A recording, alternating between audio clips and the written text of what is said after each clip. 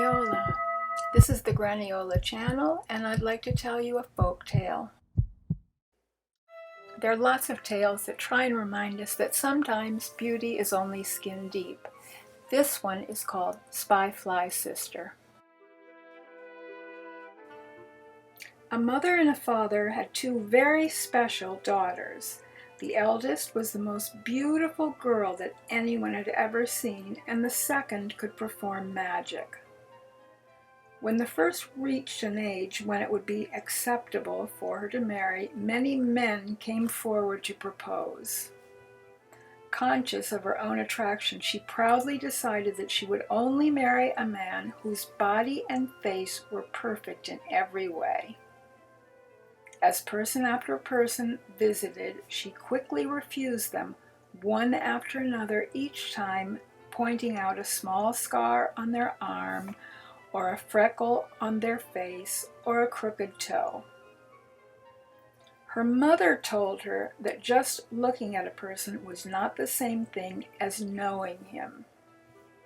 As sometimes happened, the story of the beautiful, proud, and picky young woman spread, and young men from miles away started to visit, each one imagining he would be irresistible to her. Two of these hopefuls had stopped in the middle of the long journey they were making to present themselves to her. As they rested in the shade created by an enormous termite mound, they detailed to each other things they had heard about the famed beauty who was too good for any man. They were excited by the subject and had no idea that inside the termite mound lived a magical serpent who heard every word they were saying. Inspired by their accounts, he decided to turn himself into a perfectly flawless candidate. At the same time that those two young men and the magical serpent were imagining their futures, the young woman's sister was making a plan of her own. Since it had first been made known that her sibling had reached marriageable age, her family's lives had become chaotic. Instead of peacefully sharing meals and rhythmically completing tasks together, as they had in the past, the only thing that seemed to matter in their household was saying hello and goodbye to a never-ending parade of young men trying to impress her older sister. In the country where this story is told, younger sisters not only did not get married before older ones, but they were also forced to live with their sister and her new husband in the beginning times of their marriage. The little one was anxious to get going. Like the serpent, she had magical powers, and at the very same time that he was turning himself into a perfect suitor, she was transforming into a fly.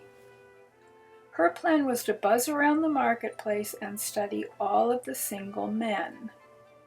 This was what she had been doing when she spotted an incredibly handsome gentleman who she guessed was from another village. She circled around him several times and was convinced that he had not one blemish nor one hair out of place. She excitedly flew home, and after turning back from a fly into a girl, reported what she had discovered. Her parents told her to run back to the market and to invite the person she had seen to their house for dinner. When mother and daughters began cooking the meal, strange things started happening. Birds flew into the kitchen, pots and dishes fell off the shelves. The mother thought that this was a bad omen, but the beautiful daughter paid no attention because she was happy to be finally meeting a fine, unflawed man who would be her husband. Soon after that, the man, who was really the magic serpent, and the girl were married. After the wedding, the two sisters and the husband set off on the journey to his home. They passed through dark forests and sailed over rough seas. The girls had never traveled so far away. Once they got to the perfect husband's home, Life seemed wonderful. The girls enjoyed seeing plants and animals that were new to them, and the perfect husband went out every morning and brought back many fish for them to cook. One day, the two women decided to surprise the bridegroom by walking down to the river where he fished. As they got near, they could hear singing. "Fish, fish, you fabulous fish, listen to me, I'll tell you my wish. In my house you'll be put on a dish, and when my two ladies have dined on you, they will be fat and I'll eat them too." When the sisters heard this, they knew that they had to escape. Just then, a heron flew over their heads. They had seen him before and had always shouted friendly greetings, but now they yelled to him that they needed help and that they must escape from the bridegroom.